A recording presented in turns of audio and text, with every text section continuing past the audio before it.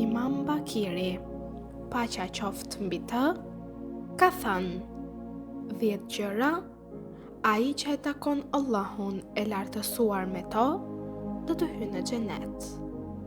2 të parat janë dëshmit se nuk ka zot tjetër përveç Allahut dhe se Muhamedi është i dërguari i Allahut.